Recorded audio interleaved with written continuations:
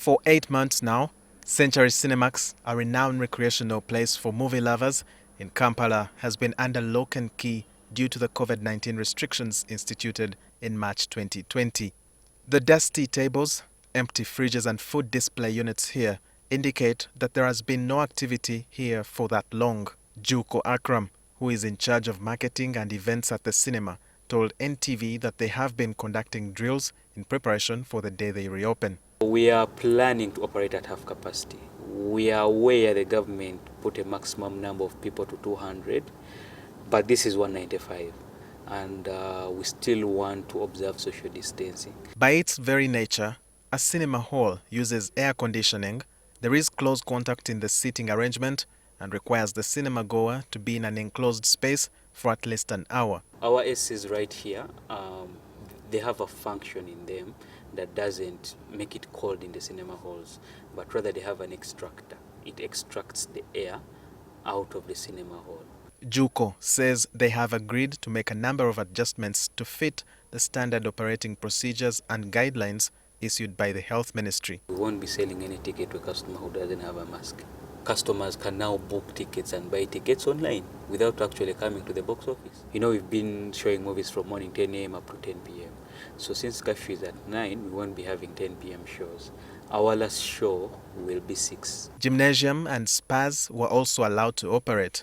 The Kampala Serena Hotel management is now preparing to reopen its health club as per the Health Ministry's guidelines. Already we have put in sanitizers, the wipes for machines.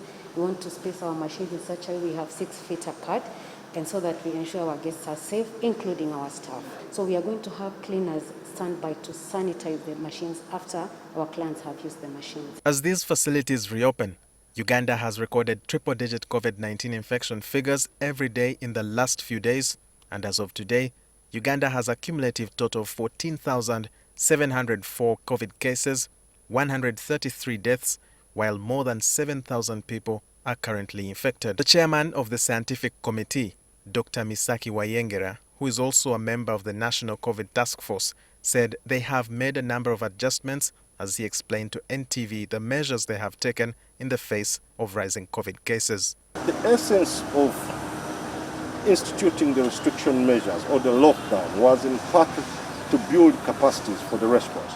We built capacities for the diagnosis of COVID-19.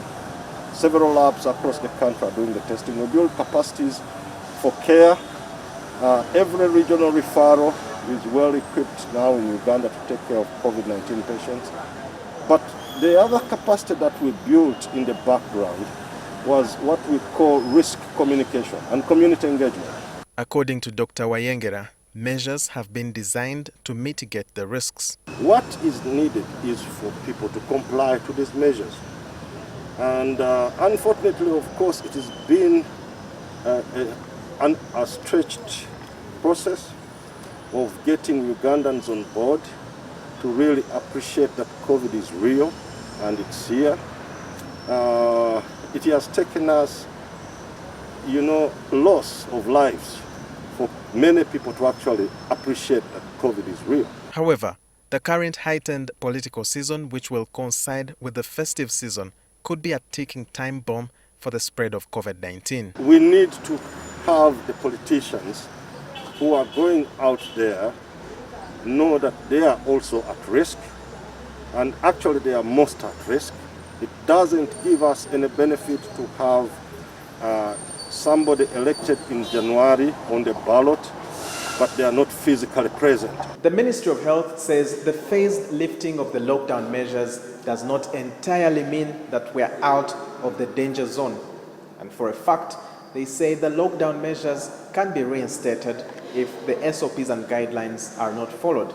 Now, the National Task Force on COVID-19 wants every business and everybody else who has been allowed to operate to have compliance officers to ensure that the guidelines are strictly followed. Walter Mwesigye, NTV.